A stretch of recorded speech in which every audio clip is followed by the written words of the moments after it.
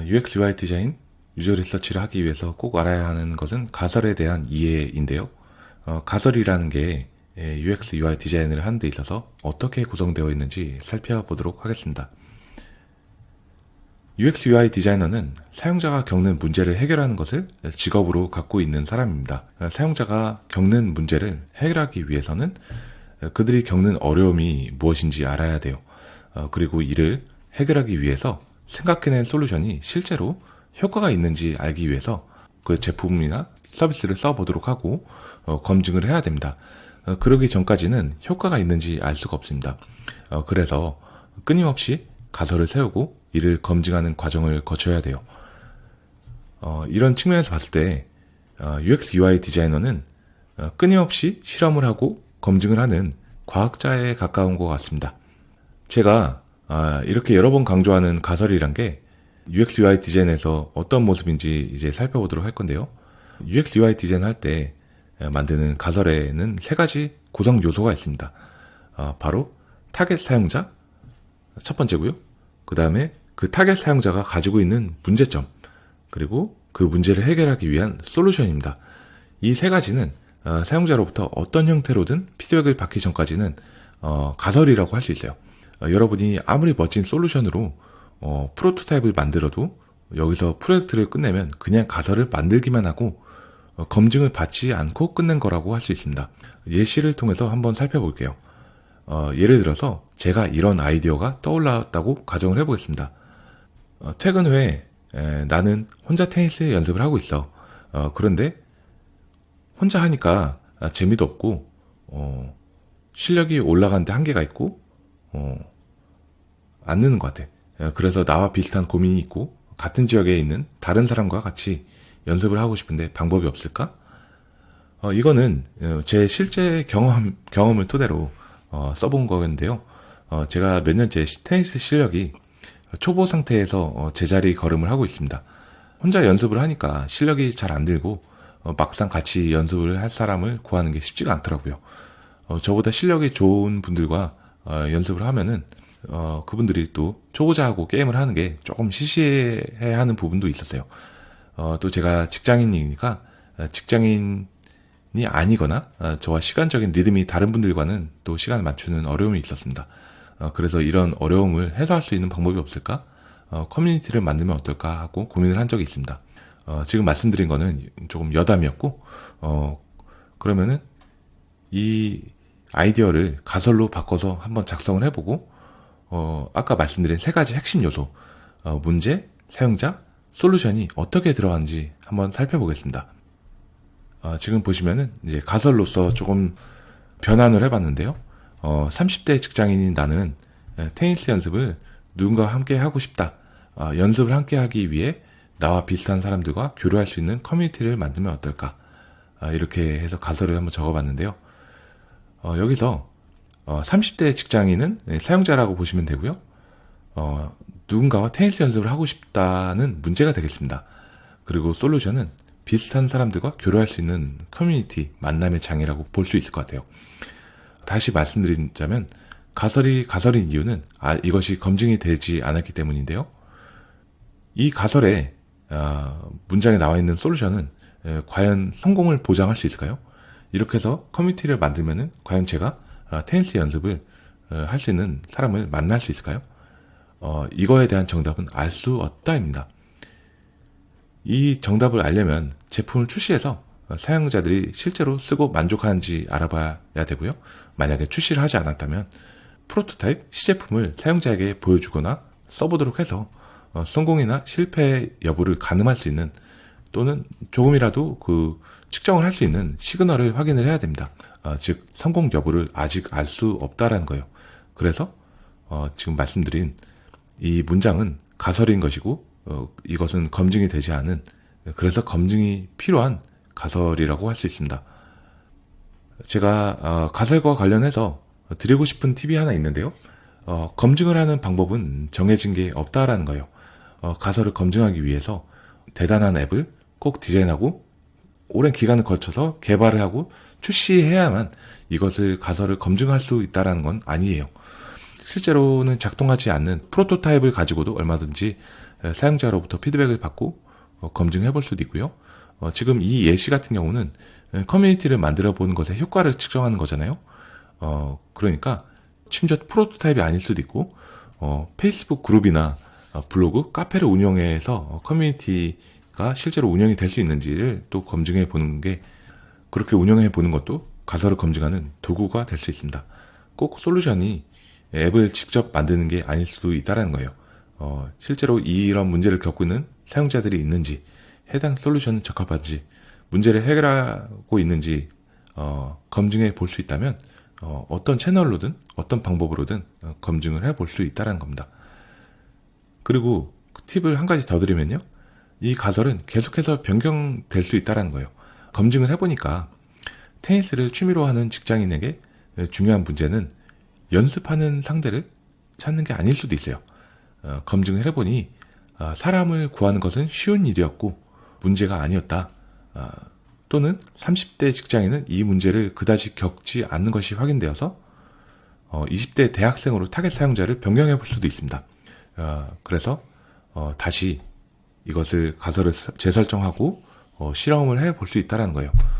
그리고 마지막으로 솔루션 역시 바뀔 수 있는데요. 교류하고 만날 수 있는 커뮤니티가 솔루션이 아니라 다른 솔루션이 조금 더 맞는 것 같다라고 생각이 들어서 솔루션 변경해서 또 실험을 해 볼 수도 있겠죠. 이렇게 가설을 계속해서 변경할 수 있다는 거를 아신다면 UX UI 디자이너는 가설을 세워보고 실험해보고 검증하고 그리고 가설을 변경해서 이 과정을 다시 밟아보는 직업이라는 것을 알 수 있습니다. 한 가지 사례를 더 살펴보겠습니다. 이건 실제 사례인데요.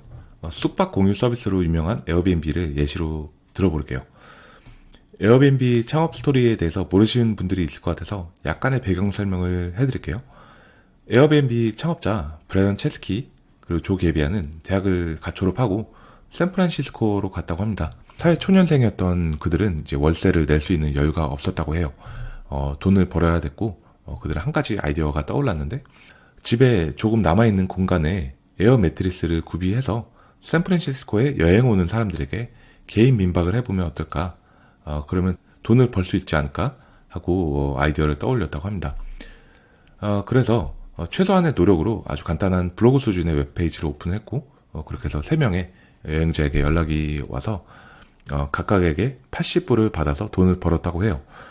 브라이언과 존은 이 경험을 통해서 더 많은 사람들이 호스트로서 자신들과 같이 민박을 통해서 돈을 벌 수 있을 것 같다 라고 생각이 들었고, 이걸 이제 더 큰 아이디어로 할 수 있겠다라고 생각이 들어서 웹사이트를 플랫폼으로 발전시켰고 제품화 시키게 되었습니다. 그렇게 해서 지금의 에어비앤비가 있어요.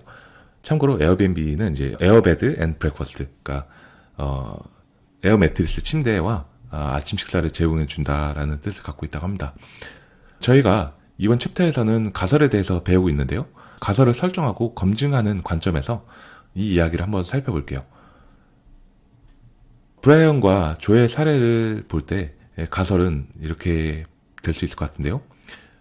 여행자는 숙박 장소를 구하기 위해 전혀 모르는 사람의 집에 머물 수 있을 것이다. 이거를 이제 하나씩 쪼개서 살펴보면요. 여행자는 사용자가 되고요. 그리고 문제는 숙박할 장소를 구하는 게 문제가 됩니다. 그리고 솔루션은 모르는 사람의 집에서 민박하기입니다. 여기까지가 가설이 될 수 있을 것 같고요. 그들이 이 창업자들이 에어 매트리스를 준비하고 블로그 수준의 웹사이트를 만들어서 실제 손님을 받는 과정은 이제 가설을 검증하는 활동이라고 볼 수 있습니다. 검증 결과는 효과가 있었다라는 걸로 나타났죠. 걱정과 달리 사람들은 낯선 그들의 집에 머물 의사가 있었다는 것을 확인했고요. 이들은 실제로 이후 에어비앤비 정식 웹사이트를 만들고 회사를 창업했고 끊임없이 추가적인 가설을 설정하고 실험과 검증을 반복하면서 지금의 굉장히 큰 회사로 발전이 되었습니다. 그들이 만약에 에어 매트리스 아이디어가 있었지만 도움이 안 될 거라고 판단을 하고 실행을 하지 않았다면 어땠을까요? 그것은 가설에만 머무르며 검증이 되지 않은 채로 끝났을 겁니다. 그들이 가지고 있는 리소스, 매트리스를 활용해서 가설을 검증했던 거예요. 그리고 그들이 이 아이디어를 구현하기 위해 블로그 수준의 웹사이트가 아니라 어떤 대단한 플랫폼을 개발한 후에 런칭을 했다면 어땠을까요? 월세도 내기는 게 어려웠던 두 사람이 가설을 검증해보지도 못한 상태에서 파산을 했을 수도 있어요. 개발하는 데는 워낙 비용이 많이 들 수 있기 때문에 그렇습니다. 여기서 제가 이 말씀을 드린 이유는 가설을 세우고 검증하는 데에는 제일 중요한 게 빠른 실행력이라고 볼 수 있을 것 같습니다. 가설을 세우는 것도 일단 세워졌다면 진행을 해보기로 하고 또 어떤 수준의 프로토타입이 되었든 최소한의 제품이 되었든 그게 뭐 블로그 수준이 될 수도 있고요. 무언가가 되었다면 그걸 일단 빨리 사용자에게 피드백을 받을 수 있도록 검증하는 게 가장 중요하다는 거죠. 다시 정리하면 빠른 실행력이 참 중요한 것 같습니다. 참고로 이건 여담인데요. 지금 보시는 화면은 현재 에어비앤비의 웹사이트 모습입니다. 이제는 성숙 단계에 들어선 플랫폼이 되었고 2008년에 설립했던 에어비앤비는 2020년도에 주식 상장을 했습니다. 상장 첫날에 시가총액이 즉 기업의 가치가 100조 원을 돌파했는데 이거는 호텔 업계의 기존의 빅3라고 불리는 하얏트, 메리어트, 힐튼의 시가총액 기업 가치를 모두 합친 것보다도 더 많은 금액이었다고 해요. 지금은 이렇게 어마어마한 회사가 되었지만 이 모든 것의 시작은 어떤 작은 아이디어 그것에 대해서 빠른 실행력을 가지고 가설을 세우고 가설을 검증했다라는 거 그것을 잊어서는 안 될 것 같아요. 그리고 UX, UI 디자인 역시 가설 설정과 검증이 주된 일이라는 점에서 브라이언과 조의 창업 과정에서의 그 스토리와 굉장히 흡사하다라고 볼 수 있습니다. 그러면은 정리를 해볼게요. UX, UI 디자인에서 가설이라는 것은 사용자가 겪는 문제, 이를 해결하기 위한 해결책, 솔루션까지 해서 이 세 가지로 구성된다라고 했고요. 그리고 문제라는 것은 집 청소와 같이 아주 일상적인로 겪는 것이 될 수도 있고 환경 보호와 같이 굉장히 큰 것이 될 수 있습니다. 그리고 여러 문제들을 한 번에 해결하는 것은 불가능하기 때문에 한 번에 하나씩 가설을 세워서 실험을 통해서 검증하는 것이 중요합니다. 그래서 실험은 끊임없이 해야 되는 거예요. 가설을 세우고 실험하고 그 다음에 검증한 후에 다시 가설을 변경하고 하나씩 이제 검증을 하는 겁니다. 다시 말씀드리자면 우리가 가설을 세우는 궁극적인 목표는 문제를 해결하는 것에 있습니다. 가설을 세우고 실행을 통해 검증을 하다 보면 문제 해결에 가까워질 수 있다라고 했습니다.